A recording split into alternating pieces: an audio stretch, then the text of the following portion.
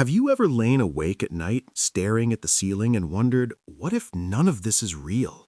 What if the people you love, the world you see, the very ground beneath your feet, it's all just a figment of your imagination? What if you're the only thing that truly exists? Welcome to today's deep dive. I'm Quote Theory, and in this video, we're exploring one of philosophy's most mind-bending ideas, solipsism. By the end, you might question everything you think you know. If that sounds intriguing, hit that like button, subscribe for more thought-provoking content, and let's jump in. But fair warning, this might keep you up at night. First things first, what exactly is solipsism? The word comes from the Latin solus, meaning alone, and ipse, meaning self. At its core, solipsism is the philosophical theory that only your own mind is certain to exist. Everything else, the external world, other people, even the universe itself, could be an illusion, a dream, or a creation of your consciousness. It's not just some fringe idea cooked up by conspiracy theorists. Solipsism has roots in ancient philosophy and has been debated by some of the greatest minds in history. Think about it. How can you really prove that anything outside your own thoughts is real? You experience the world through your senses, sight, sound, touch, but what if those senses are deceiving you? Let me paint a picture for you. Imagine waking up tomorrow and everything feels off.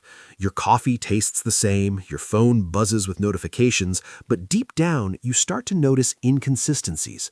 A friend says something that doesn't quite add up. The news reports events that seem too coincidental. Slowly, the doubt creeps in. Is this all a simulation tailored just for me? That's the essence of solipsism. It's not about being arrogant or narcissistic. It's about radical skepticism. It challenges the foundation of how we perceive reality.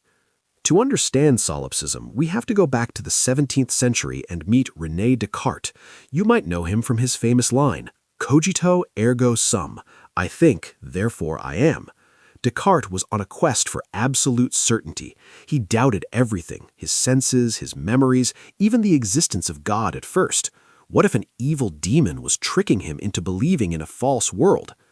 Descartes concluded that the one thing he couldn't doubt was his own thinking mind. If he's doubting, he must exist to do the doubting, but everything else, up for grabs.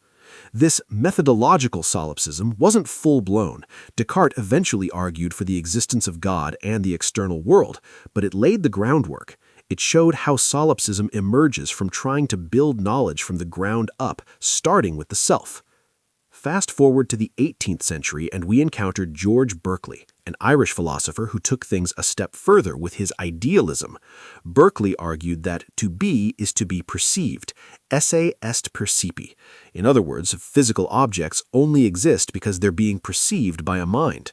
For Berkeley, the world isn't made of matter, it's made of ideas in the mind of God, who perceives everything constantly. But strip away God, and you're left with a solipsistic nightmare. If nothing exists without perception, and I'm the only perceiver I can confirm, then maybe I'm the only one here. Berkeley wasn't a solipsist. He relied on God to hold the universe together, but his ideas flirt dangerously close. Critics at the time mocked him, saying, if a tree falls in the forest and no one's around, does it make a sound? Berkeley would say no, because without perception, there's no tree or sound at all. Now let's get personal. Have you ever had a lucid dream? One where you realize you're dreaming and can control the world around you? In that moment, everything feels real, the people, the places. But when you wake up, it vanishes. Solipsism asks, what if your waking life is just a more convincing dream? This isn't just abstract philosophy, it has real psychological implications. Solipsism syndrome is a rare condition where people become convinced that the world is unreal, leading to dissociation or even mental health crises.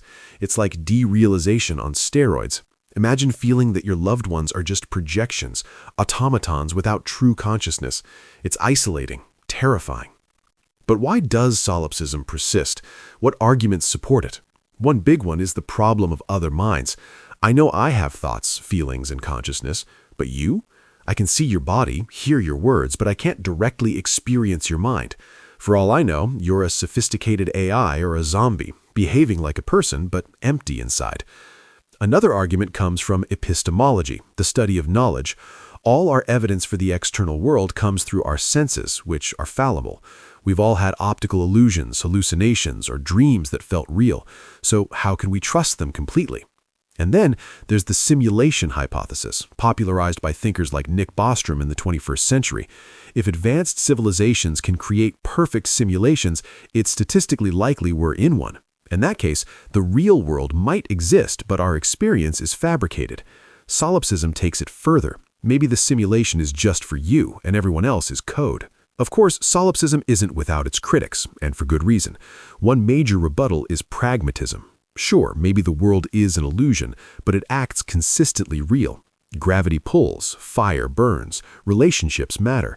Living as a solipsist doesn't change that. It just makes you miserable and unproductive.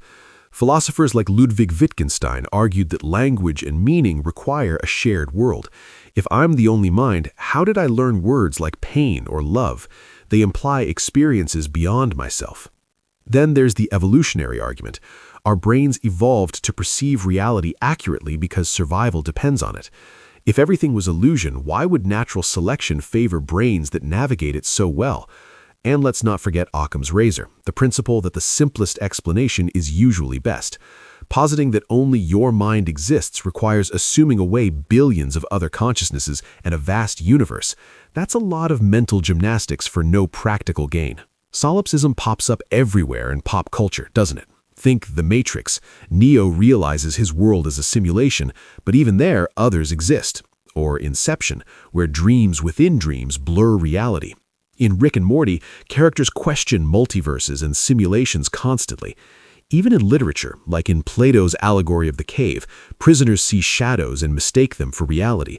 Breaking free is like escaping solipsism, seeing the true world. But here's where it gets deep. Solipsism can be a tool for self-reflection. It reminds us to question assumptions, to appreciate the mystery of consciousness. In a way, it's empowering.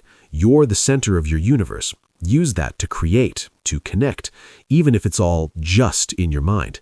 As we wrap up, let's circle back to that opening question. What if you're alone in the universe? Solipsism doesn't have to be depressing. It can be liberating. It urges us to live authentically, to cherish experiences, because whether real or not, they're all we've got. If this video made you think or doubt, drop a comment below. Have you ever felt solipsistic? What's your take on reality? Don't forget to like, subscribe, and hit the bell for more philosophical explorations. Thanks for watching, and remember, in the end, the only certainty is you.